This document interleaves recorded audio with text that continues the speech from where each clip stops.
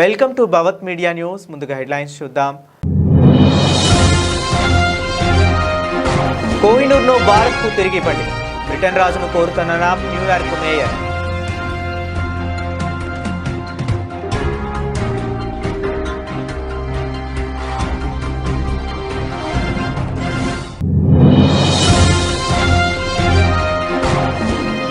Triple తలాక్ చట్టాన్ని వ్యతిరేకించి మహిళా వ్యతిరేకత స్వభావాన్ని బయటపెట్టింది.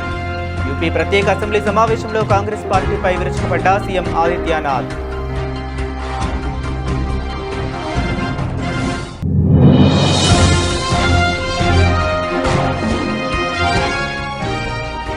ముగిసిన బెంగాల్ ఎన్నికలు రెండో దశలో 91.66% పోలింగ్ ప్రకటించిన ఎన్నికల సంఘం.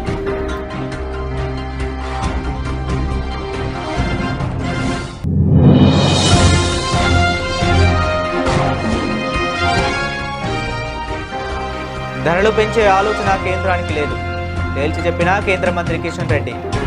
పనికిరానోళ్ల మాటలను ప్రజలు నమ్మొద్దని సూచన.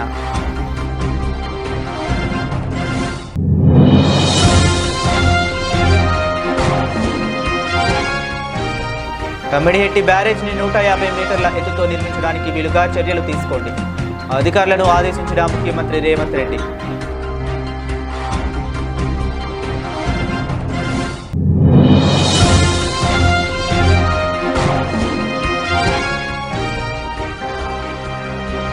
ఏపీ 10th ఫలితాలు విడుదల. బాలికలదే పైచేయి, మొత్తం 85.25% ఉత్తీర్ణత నమోదు.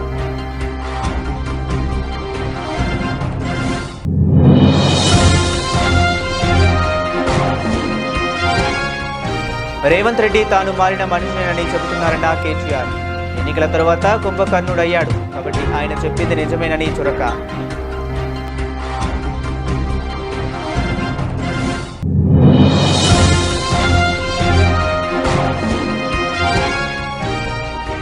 ప్రభుత్వ అరాచకాలకు వ్యతిరేకంగా పోరాటం కొనసాగిస్తాం. ప్రెస్ మీట్లో భూమన కరుణాకర్ రెడ్డి స్పష్టీకరణ.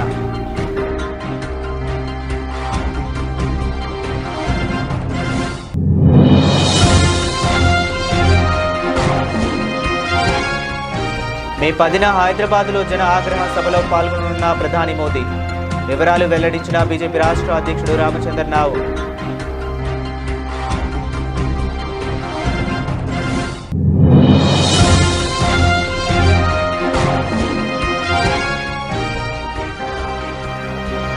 రక్షణ రంగంలో మరో మైలురాయి చేరుకున్న భారత్.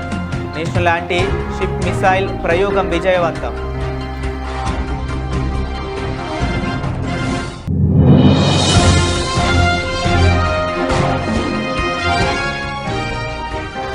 సలాం సన్ రైజర్స్ ముంబైపై సంచలన చేజింగ్ విజయం. ముంబైపై 6 వికెట్ల తేడాతో సన్ రైజర్స్ హైదరాబాద్ ఘన విజయం.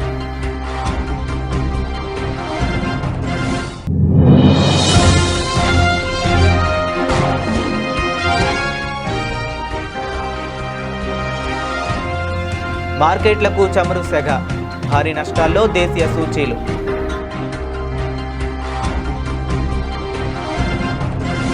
కోహినూర్ వజ్రం గురించి అమెరికాలోని న్యూయార్క్ నగరం మేయర్ కీలక వ్యాఖ్యలు చేశారు. బ్రిటన్ రాజు కింగ్ చార్లెస్ మూడుని వ్యక్తిగతంగా కలిసే అవకాశం వస్తే కోహినూర్ వజ్రాన్ని భారత్కు తిరిగి ఇవ్వాలని కోరతానని తెలిపారు. భారతీయ మూలాలను కలిగిన ఆయన వ్యాఖ్యలు అంతర్జాతీయ స్థాయిలో చర్చనీయాంశంగా మారాయి. కింగ్ చార్లెస్ III ప్రస్తుతం అమెరికా పర్యటనలో ఉన్నారు. న్యూయార్క్లోని 9/11 దాడుల స్మారక చిహ్నాన్ని సందర్శించారు. ఈ కార్యక్రమంలో కాకుండా కింగ్ చార్లెస్ మూడుని వ్యక్తిగతంగా కలిసి మాట్లాడే అవకాశం వస్తే కోహినూర్ను భారత్కు తిరిగి ఇచ్చేయాలని కోరతాను అని మీడియా సమావేశంలో మేయర్ తెలిపారు. అయితే ఆయన కోహినూర్ గురించి కింగ్ చార్లెస్ IIIతో మాట్లాడారా లేదా అనే విషయం గురించి సమాచారం బయటకు రాలేదు. కాగా న్యూయార్క్ మేయర్ వ్యాఖ్యలపై స్పందించేందుకు లండన్లోని బకింగ్హామ్ ప్యాలెస్ నిరాకరించింది. కాగా 1849లో మహారాజ్ దులీప్ సింగ్ 108 క్యారెట్ల కోహినూర్ వజ్రాన్ని విక్టోరియా మహారాణికి ఇచ్చేశారు. అప్పటి నుంచి ఆ వజ్రం బ్రిటన్ రాజకుటుంబం ఆధీనంలోనే ఉంది. ఆ వజ్రాన్ని తిరిగి వెనక్కు తీసుకురావాలని భారత ప్రభుత్వం ఎన్నో ఏళ్లుగా దౌత్య మార్గాల ద్వారా ప్రయత్నిస్తుంది. అయితే అందుకు బ్రిటన్ నుంచి సానుకూల స్పందన రావటం లేదు.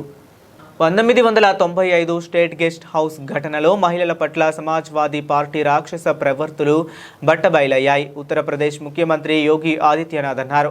మాయావతి గౌరవాన్ని కాపాడడానికి బీజేపీ జోక్యం చేసుకోవాల్సి వచ్చిందని ప్రత్యేక అసెంబ్లీ సమావేశంలో యూపీ సీఎం యోగి ఆదిత్యనాథ్ తెలిపారు. మరోవైపు హస్తం పార్టీపై విరుచుకుపడ్డారు. షాబాను కేసులో కాంగ్రెస్ ఒక ముస్లిం మహిళను విఫలం చేసిందని, త్రిపుల్ తలాక్ చట్టాన్ని వ్యతిరేకించి మహిళా వ్యతిరేక స్వభావాన్ని బయటపెట్టిందని దుయ్యబట్టారు. 1995 की घटना भी सबको याद है, जब प्रदेश की पहली दलित मुख्यमंत्री के साथ स्टेट गेस्ट हाउस कांड हुआ था।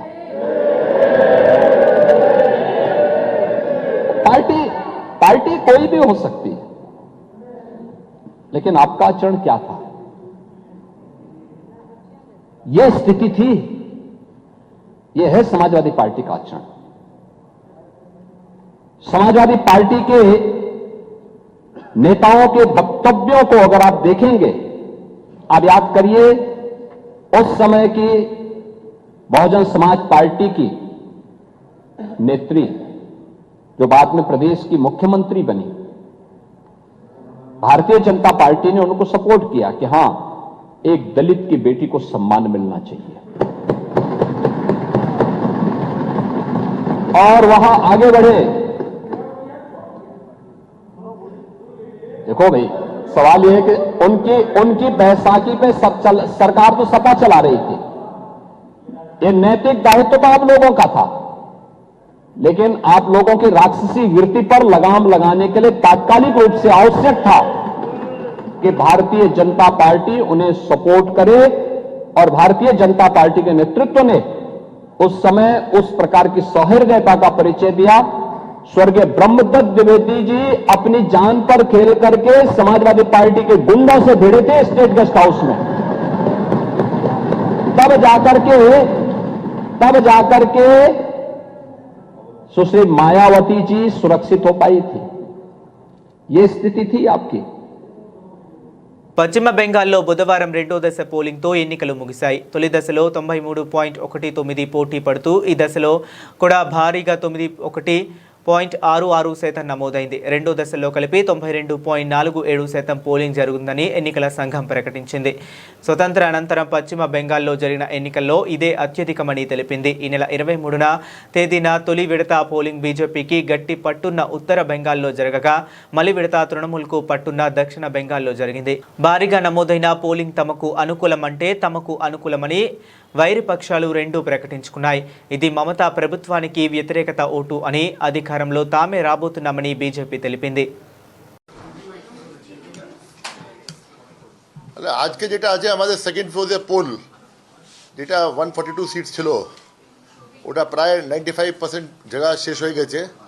সিলিং কাজ করছে, কিছু কিছু জায়গা পোলিং পার্টি অলরেডি ডিসিআরসিতে চলে গেছে। 2-4%, 5% বুথে এখনও ভোটিং চলছে, যেখানে আপনার লোক ভোটার 6 बजे থেকে আগে ভিতরে আসলেন, ভোটার স্লিপ পেয়েছিলেন, ওটা ভোটিং ওখানে চলছে। আমরা দেখতে পাচ্ছি, এক এক ভোটার দেখতে পাচ্ছি, সব দেখতে পাচ্ছি কন্ট্রোল রুম থেকে। তো আমি এটা বলবো না কি সম্পূর্ণ ভোট যেটা শেষ হয়ে গেছে আজকে, বাট যে স্ট্যাচুটারি টাইম ছিল ওটা শেষ হয়ে গেছে। অ্যান্ড এখন যেটা আছে আমরা জানি কি কত ভোটার মোট ভোট দেবেন আজকে। আজকে আমাদের ভোট ছিল 142 অ্যাসেম্বলি সিটস, 8টা জেলার মধ্যে, কলকাতা সাউথ, কলকাতা নর্থ, আপনার সাউথ 24 परगनास, नॉर्थ 24 परगनास, হাওড়া, হুগলি, নদিয়া और पूर्व बर्धमान। এর মধ্যে আপনার বুথ ছিল 41,001, 41001।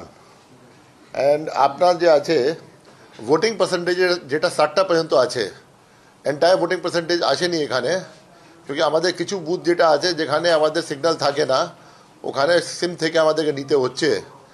অ্যান্ড ওটা বুথ নিয়ে আর সব নিয়ে যেটা আছে এখন আছে 92.47। তো এটা হাড্ডাহাড্ডি লড়াই ছিল আমাদের ফেজ 1 ফেজ 2তে। ফেজ 2 যেটা ফেজ 1-এ যেটা ছিল ওর থেকে একটু বেশি হবে ফেজ 2তে, ফেজ 1 থেকে। Let us see. 4 రాష్ట్రాల అసెంబ్లీ ఎన్నికల పోలింగ్ ముగియగానే కేంద్ర ప్రభుత్వం పెట్రోల్, డీజిల్ ధరలను పెంచుతుందన్న ప్రచారంలో వాస్తవం లేదని, ధరలు పెంచే ఉద్దేశం ప్రభుత్వానికి లేదని కేంద్ర బొగ్గు, గనుల శాఖ మంత్రి జి కిషన్ రెడ్డి తెలిపారు. దేశానికి అవసరమైన పెట్రోల్, డీజిల్లో 88% ఇతర దేశాల నుంచే దిగుమతి చేసుకుంటున్నామని చెప్పారు. ఒకవేళ ధరలు పెంచాల్సిన పరిస్థితి వస్తే ప్రభుత్వమే ప్రజలకు నేరుగా చెబుతుందని అన్నారు. ప్రతిపక్ష నేతలు సోషల్ మీడియా ప్రచారాన్ని ప్రజలు నమ్మొద్దని విజ్ఞప్తి చేశారు. హైదరాబాద్లోని దిల్కుష అతిథి గృహంలో ఆయన మీడియా సమావేశంలో మాట్లాడుతూ రాష్ట్రంలో పెట్రోల్, డీజిల్, వంట గ్యాస్ నిల్వలు సమృద్ధిగా ఉన్నాయని, ప్రజలు ఆందోళన చెందాల్సిన అవసరం లేదని తెలిపారు. ప్రచార ప్రసార సాధనాల్లో కావచ్చు, కొంతమంది రాజకీయ నాయకుల యొక్క ప్రకటనలు కావచ్చు, దీనికి అంతటికీ కారణమని సందర్భంగా మనం వాస్తవంగా ఇంతకుముందు చెప్పడం జరిగింది. నార్మల్ గా పెట్రోల్ గాని డీజిల్ గాని ఎంతైతే మన తెలంగాణ రాష్ట్రంలో సరఫరా చేస్తా ఉన్నామో దానికంటే ఆల్మోస్ట్ డబల్ అవుతుంది. కొన్ని పెట్రోల్ గానీ డీజిల్ గానీ డబల్ సప్లై చేస్తా ఉన్నాం. అదేవిధంగా తెలంగాణ రాష్ట్రంలో మరి 4,325 పెట్రోల్ డీజిల్ అవుట్లెట్స్ ఉంటే అందులో ఈ రోజు ఉదయం 106 పంపులలో స్టాక్ లేదు. అది కూడా ఆవరేజ్ ఉండేది, కొత్త కాదు. ఈ రకంగా ఆవరేజ్ సప్లై సమయంలో కూడా కొన్ని పంపులలో ట్రాన్స్పోర్ట్ సరిగ్గా సకాలంలో అందకపోవడం కానీ, వాళ్ళు ఇండెంట్ పెట్రోల్ పంపులకు సంబంధించినటువంటి వాళ్ళు సకాలంలో ఇండెంట్ పెట్టకపోవడం కానీ, వాళ్ళు డబ్బులు కట్టకపోవడం కానీ. ఇంతకుముందు ఏంటంటే డబ్బులు కట్టకుండా ముందే మనము పెట్రోల్ డీజిల్ సప్లై చేసాము. ఇప్పుడు ముందు కట్టండి మీరు, మనం కూడా ఇతర దేశాలకు కట్టాలి కదా, కాబట్టి కొంత పేమెంట్ బ్లాక్ క్లాస్ లేకుండా ఉండే విధంగా చర్యలు తీసుకోవడంతో ఈ 106 పెట్రోల్ పంపులు కూడా మరికొంత అక్కడక్కడ బ్లాక్ క్లాస్ ఉంది. ఇప్పుడు మన మీటింగ్ జరుగుతున్న సమయానికి వారు చెప్తున్నటువంటి లెక్కంటే ఆ 106 కూడా పరిష్కారం చేస్తున్నాం. దాన్ని కూడా కొంత సడలింపులు చేసి అన్ని పంపులలో కూడా మరి పెట్రోల్ గానీ డీజిల్ గానీ అందుబాటులో ఉండే విధంగా చర్యలు తీసుకుంటున్నాం. ఎందుకంటే 4,325 అవుట్లెట్స్ లలో ఈ రోజు ఉదయం 106, ఇప్పుడు సాయంకాలం వరకు ఆల్మోస్ట్ తగ్గించేటువంటి ప్రయత్నం చేస్తారు. తుమ్మిడిహెట్టి బ్యారేజ్ని 150 మీటర్ల ఎత్తుతో నిర్మించడానికి వీలుగా చర్యలు తీసుకోవాలని ముఖ్యమంత్రి రేవంత్ రెడ్డిని అధికారులను ఆదేశించారు. 152 మీటర్ల ఎత్తుతో కడితే మహారాష్ట్రలో ముంపు ఉంటుందని, మాధ్య మార్గంగా 150 మీటర్ల ఎత్తుతో నిర్మిస్తే ఆ ముంపు ఉండదని అధికారులు సీఎంకు తెలిపారు. పైగా 100 టీఎంసీల గోదావరి జలాలను గ్రావిటీతో శ్రీపాద ఎల్లంపల్లికి తరలించేందుకు అవకాశం ఉంటుందని పేర్కొన్నారు. ఈ బ్యారేజ్కి అనుమతి సాధించేందుకు కేంద్ర మంత్రి కిషన్ రెడ్డి నుంచి సహకారం తీసుకోవాలన్నారు. ఇందుకోసం కిషన్ రెడ్డికి లేఖ ఇవ్వాలని నీటిపారుదల శాఖ మంత్రి ఉత్తమ్ కుమార్ రెడ్డికి సూచించారు. ఎంసీఆర్హెచ్ఆర్టీలో క్యాంపు కార్యాలయంలో మంత్రి ఉత్తమ్, నీటిపారుదల శాఖ ఇంజనీర్లు, నిపుణులతో ముఖ్యమంత్రి ఉన్నత స్థాయి సమీక్ష సమావేశం నిర్వహించారు. ఈ సందర్భంగా తుమ్మిడిహెట్టి బ్యారేజ్ని ఎంత ఎత్తుతో కడితే ఏ మేరకు నీటిని తరలించేందుకు అవకాశం ఉంటుందనే దానిపై అధికారులు పవర్ పాయింట్ ప్రెజెంటేషన్ ఇచ్చారు. 149.50 మీటర్ల ఎత్తుతో కడితే 108.58 టీఎంసీల మేర నీటిని తరలించవచ్చని, 150 మీటర్ల ఎత్తుతో కడితే 129.23 టీఎంసీల దాకా తరలించే వీలుంటుందని వివరించారు. దాంతో సీఎం స్పందిస్తూ 148 మీటర్ల ఎత్తు విషయంలో మహారాష్ట్ర ఇదివరకే అంగీకారం తెలిపినందున మళ్లీ సంప్రదింపులు చేయాల్సిన అవసరం లేదన్నారు. 148 మీటర్ల ఎత్తుతో కట్టినా 150 మీటర్ల ఎత్తుతోనైనా ముంపుతో తేడా ఉంటుందని అధికారులు గుర్తు చేయగా, 150 మీటర్ల ఎత్తుతో బ్యారేజ్ కట్టడానికి అవసరమైన కసరత్తు చేపట్టాలని ఆదేశించారు.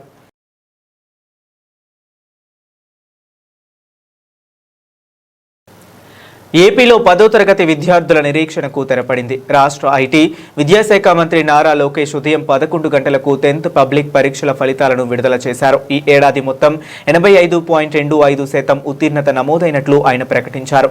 గత ఏడాదితో పోల్చి చూస్తే ఉత్తీర్ణత శాతం 4% పైగా పెరగడం గమనార్హం.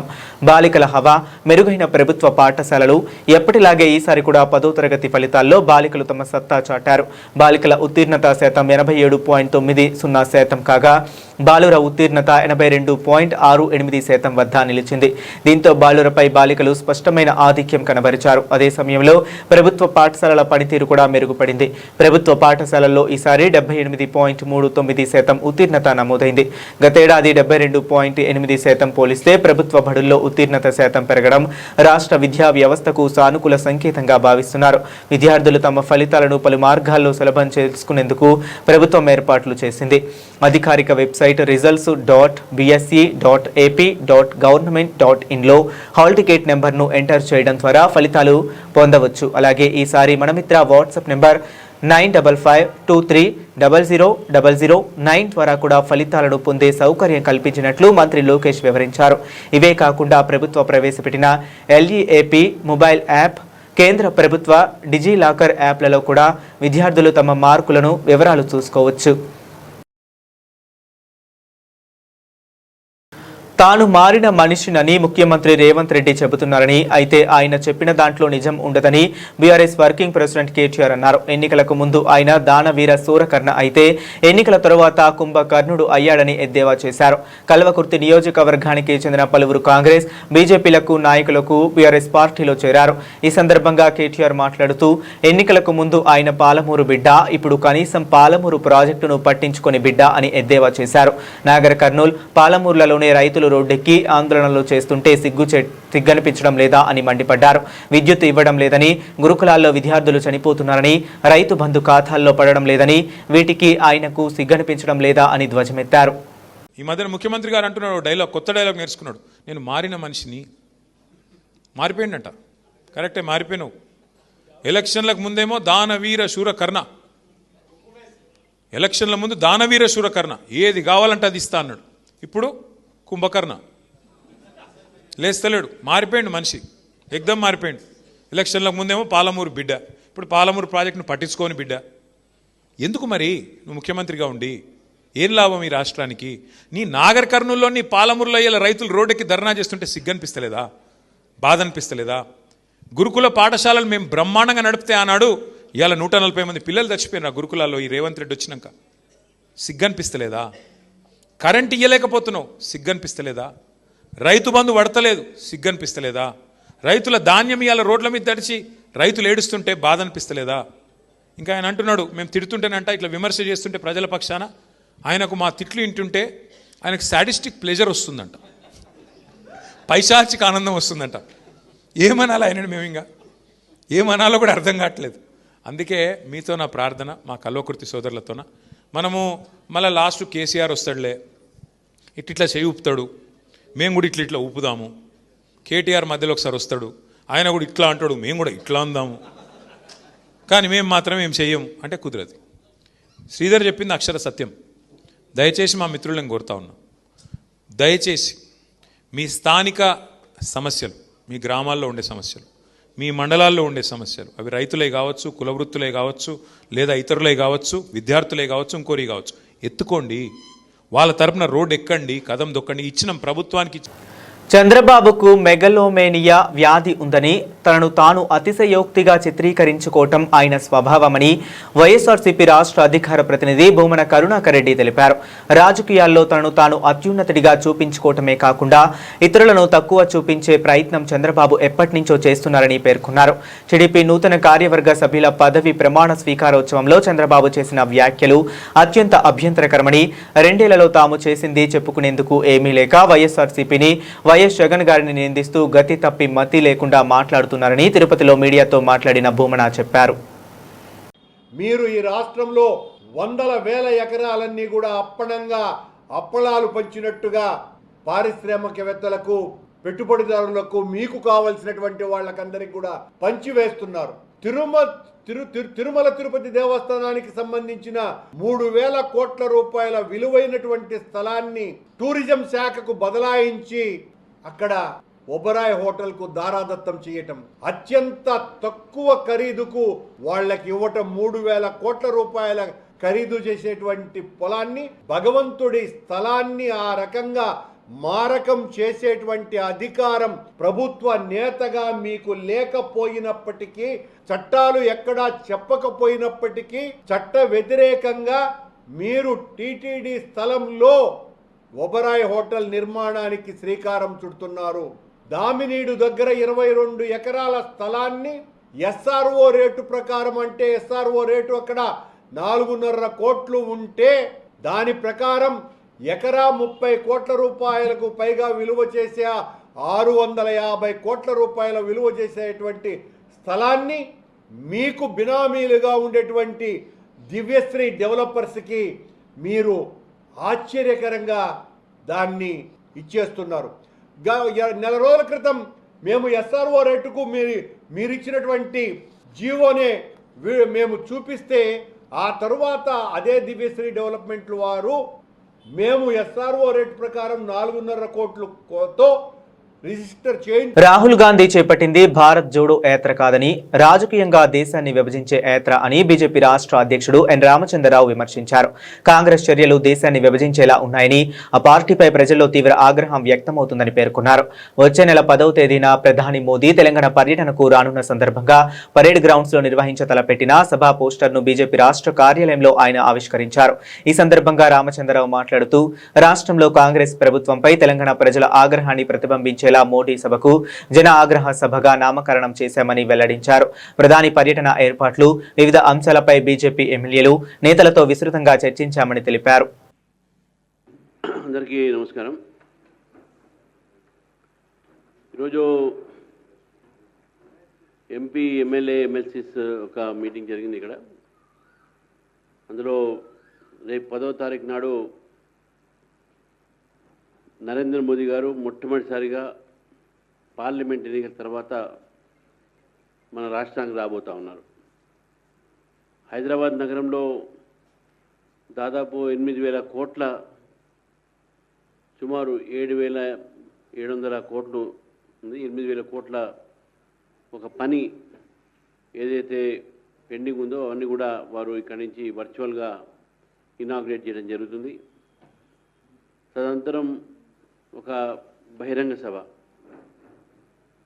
మొట్టమొదటిసారిగా హైదరాబాద్ నగరానికి రావటము, నేను అధ్యక్షుడైన తర్వాత కూడా ఇది మొదటి వారి ఒక రాక హైదరాబాద్కు, తెలంగాణకు. కాబట్టి పెద్ద ఎత్తున వారికి స్వాగతం పలకాలని చెప్పేసి కూడా నిన్న ఆ తరపు నుంచి తెలంగాణ ప్రజలకు, హైదరాబాద్ ప్రజల్ని కోరుతా ఉన్నాను. ఈ యొక్క పెరేడ్ గ్రౌండ్స్లో సాయంకాలం పూట 3 గంటలకు మొదలయ్యే కార్యక్రమం. వారు బెంగళూరు నుంచి ఇక్కడ వస్తారు. ఇక్కడ వచ్చి ఎయిర్పోర్ట్ దగ్గరనే వారు గవర్నమెంట్ ప్రోగ్రాంలో ఇనాగ్రేట్ చేసి పెరేడ్ గ్రౌండ్ రావడం జరుగుతుంది. ఈరోజు భారతీయ జనతా పార్టీ రాష్ట్రంలో ఒక ప్రత్యామ్నాయంగా ముందుకు పోతున్నటువంటి ఒక విషయం ఇది. మేధావులు, అదేవిధంగా మహిళలు, అదేవిధంగా యువకులు, జన్జీ ఏదైతే మనం పేరు అంటాం ఈ మధ్య, they are all attracted towards BJP. అందరూ కూడా బీజేపీ చూస్తూ ఉన్నారు.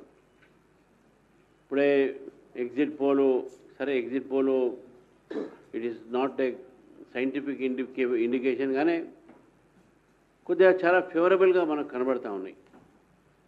కాబట్టి ఈరోజు దేశమంతా కూడా మళ్ళీ నరేంద్ర మోదీ వైపు, భారతీయ జనతా పార్టీ వైపు చూస్తూ ఉన్నారు. దక్షిణాదిగా పాండుచేరిలో, పుడుచేరిలో, అదేవిధంగా తమిళనాడు. రక్షణ రంగంలో భారత్ మరో మైలురాయిని చేరుకుంది. యుద్ధ నౌకలను టార్గెట్ చేసే నేవల్ యాంటీ షిప్ మిసైల్ ప్రయోగం తాజాగా విజయవంతమైంది. బంగాళాఖాతంలో హెలికాప్టర్ ద్వారా క్షిపణిని డిఆర్డీఓ, భారత నావికాదళం విజయవంతంగా పరీక్షించాయి. సాల్వో లాంచ్ విధానంలో వరుసగా 2 మిసైల్స్ ను హెలికాప్టర్ నుంచి ప్రయోగించాయి. ఈ మిసైల్స్ ను సాల్వో లాంచ్ విధానంలో ప్రయోగించడం దేశంలో ఇదే తొలిసారి. పరీక్ష సందర్భంగా మిసైల్ గమనం, దిశను మార్చుకునే సామర్థ్యం అన్నిటినీ అంచనాలను అందుకున్నాయని డిఓఎక్స్ వేదికగా తెలిపింది. అంతర్జాతీయ ప్రమాణాలకు అనుగుణంగా ఖచ్చితత్వంతో మిసైల్ పనిచేసిందని వెల్లడించింది. స్వదేశీ పరిజ్ఞానంతో తయారైన నావిగేషన్, గైడెన్స్, సీవర్ వ్యవస్థలు క్షిపణిలో ఉన్నాయి. క్షిపణి ప్రయోగం విజయవంతమైన నేపథ్యంలో శాస్త్రవేత్తలను, నావికాదళాన్ని రక్షణ మంత్రి రాజ్నాథ్ సింగ్ అభినందించారు. భారత అమూల పొదిలో క్షిపణి చేరికతో నౌకాదళం సామర్థ్యం మరింత పెరగనుందని తెలిపారు. ఐపీఎల్లో మరోసారి పరుగుల సునామీ సృష్టించిన Sunrisers Hyderabad Mumbai Indians పై చారిత్రాత్మక విజయాన్ని నమోదు చేసింది. వాంఖడే స్టేడియం వేదికగా జరిగిన ఈ మ్యాచ్లో ముంబై నిర్దేశించిన 244 పరుగుల భారీ లక్ష్యాన్ని కేవలం 18.4 ఓవర్లలో 4 వికెట్లు కోల్పోయి ఛేదించింది. ఓపెనర్లు ట్రావిస్ హెడ్, అభిషేక్ శర్మ సృష్టించిన విధ్వంసానికి హెన్రిచ్ క్లాసిన్, సలీల్ అరోరా మెరుపులు తొడవడంతో సన్ రైజర్స్ 8 బంతులు మిగిలి ఉండగానే 6 వికెట్ల తేడాతో అద్భుత విజయాన్ని అందుకుంది. ముంబై బ్యాటర్ రియాన్ రికెల్టన్ అద్భుత శతకం వృధా అయింది. 244 పరుగుల కొండంత లక్ష్యంతో బరిలోకి దిగిన సన్ రైజర్స్ కు ఓపెనర్లు ట్రావిస్ హెడ్, అభిషేక్ శర్మ తిరుగులేని ఆరంభాన్ని అందించారు. వీరిద్దరూ కలిసి కేవలం 8.4 ఓవర్లలోనే 129 పరుగుల విధ్వంసకర భాగస్వామ్యం నెలకొల్పి గెలుపునకు బలమైన పునాది వేశారు. ట్రావిస్ హెడ్ కేవలం 30 బంతుల్లో 5 ఫోర్లు, 8 సిక్సర్లతో 76 పరుగులు చేయగా, అభిషేక్ శర్మ 24 బంతుల్లో 3 సిక్సర్లు, 5 ఫోర్లతో 45 పరుగులు సాధించి అతనికి అండగా నిలిచాడు. అయితే 129 పరుగుల వద్ద అభిషేక్ శర్మ అవుట్ అయిన తర్వాత సన్ రైజర్స్ స్వల్ప వ్యవధిలో ఇషాన్ కిషన్, ట్రావిస్ హెడ్ వికెట్లను కోల్పోయి కాస్త తడబడింది. ఈ దశలో క్రీజులో వచ్చిన హెన్రిచ్ క్లాసెన్ 30 బంతుల్లో 65 నాట్అవుట్, నితీష్ కుమార్ రెడ్డి 17 బంతుల్లో 21తో కలిసి ఇన్నింగ్స్ ను చక్కదిద్దాడు. నితీష్ అవుట్ అయ్యాక కీలక సమయంలో క్రీజులోకి వచ్చిన యువ బ్యాటర్ సలీల్ అరోర్ 30 పరుగులు చేసి అజేయంగా నిలిచాడు. ముఖ్యంగా అతడు బాదిన సిక్సర్లు మ్యాచ్ ను ఎస్ఆర్హెచ్ వైపు పూర్తిగా తిప్పేశాయి. హార్దిక్ పాండ్యా విసిరిన ఇన్నింగ్స్ 19 ఓవర్లలో సలీల్ అరోరా 1 4, 2 సిక్సర్లు బాదడంతో సన్ రైజర్స్ విజయ తీరాలకు చేరింది. అంతకుముందు టాస్ ఓడి బ్యాటింగ్ కు దిగిన ముంబై ఇండియన్స్ నిర్ణీత 20 ఓవర్లలో 5 వికెట్ల నష్టానికి 243 పరుగుల భారీ స్కోర్ చేసింది. అయితే బౌలర్లు పూర్తిగా విఫలమవడంతో ముంబైకి ఓటమి తప్పలేదు.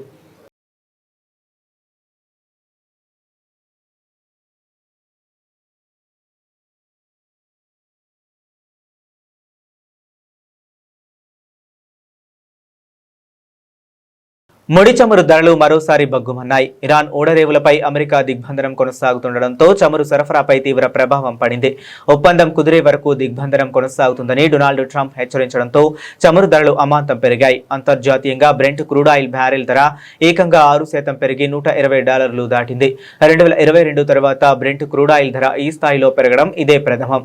గత సెషన్ ముగియడంపు 77,496తో పోల్చుకుంటే గురువారం ఉదయం 450 పాయింట్లకు పైగా నష్టంతో 77,014 వద్ద మొదలైన సెన్సెక్స్ ఆ తర్వాత మరింత కిందకు పడిపోయింది. ఉదయం 9:45 సమయం ఉండడంతో సెన్సెక్స్ 816 పాయింట్ల నష్టంతో 76,680 వద్ద కొనసాగుతుంది. మరోవైపు నిఫ్టీ కూడా సెన్సెక్స్ బాటలోనే సాగుతుంది. ప్రస్తుతం 256 పాయింట్ల నష్టంతో 23,921 వద్ద కదలాడుతుంది. చాలా రోజుల తర్వాత 24,000 మార్క్ దిగువకు పడిపోయింది.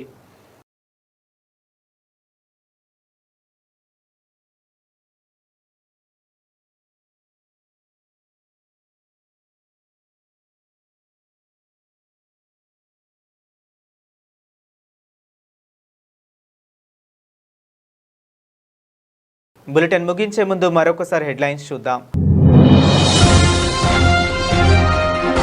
కోహినూర్ను భారత్కు తిరిగి ఇవ్వండి, బ్రిటన్ రాజును కోరుతున్న న్యూయార్క్ మేయర్.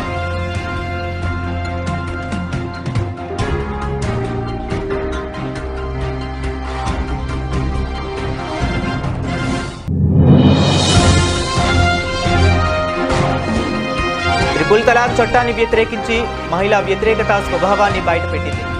యూపీ ప్రత్యేక అసెంబ్లీ సమావేశంలో కాంగ్రెస్ పార్టీపై విరుచుకుపడ్డ సీఎం ఆదిత్యనాథ్.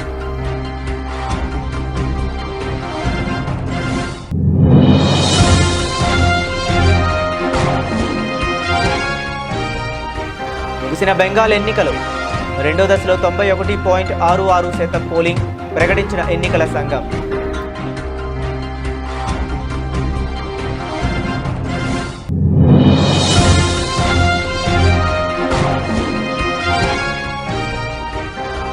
ధరలు పెంచే ఆలోచన కేంద్రానికి లేదు, తేల్చి చెప్పిన కేంద్ర మంత్రి కిషన్ రెడ్డి.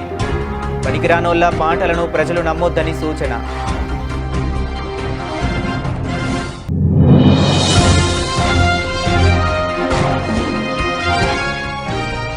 తమ్మిడిహెట్టి బ్యారేజ్ని 150 మీటర్ల ఎత్తుతో నిర్మించడానికి వీలుగా చర్యలు తీసుకోండి, అధికారులను ఆదేశించిన ముఖ్యమంత్రి రేవంత్ రెడ్డి.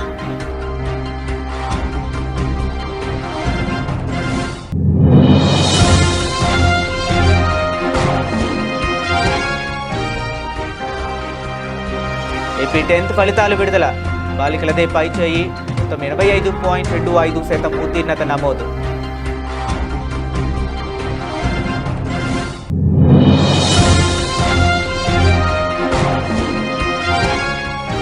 రేవంత్ రెడ్డి తాను మారిన మనిషినేనని చెబుతున్నారన్న కేటీఆర్. ఎన్నికల తర్వాత కుంభకర్ణుడయ్యాడు కాబట్టి ఆయన చెప్పింది నిజమేనని చురక.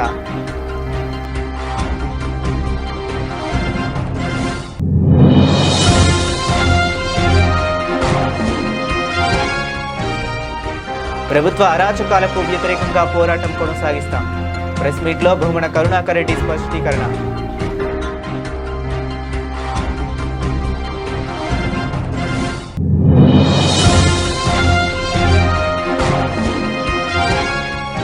మే 10న హైదరాబాద్లో జన ఆగ్రహ సభలో పాల్గొననున్న ప్రధాని మోదీ. వివరాలు వెల్లడించిన బీజేపీ రాష్ట్ర అధ్యక్షుడు రామచంద్రరావు.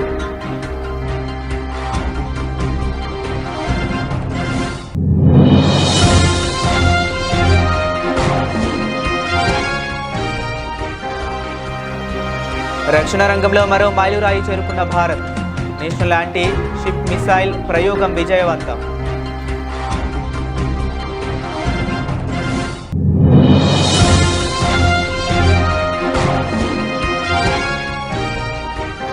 సలాం సన్ రైజర్స్ ముంబైపై సంచలన చేజింగ్ విజయం. ముంబైపై 6 వికెట్ల తేడాతో సన్ రైజర్స్ హైదరాబాద్ ఘన విజయం.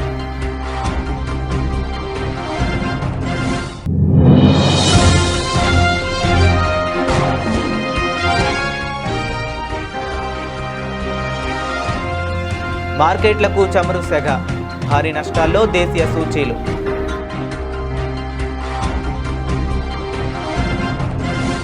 ఇవి ఇప్పటి వరకు ఉన్న అప్డేట్స్. మరిన్ని అప్డేట్స్ కోసం కీప్ వాచింగ్.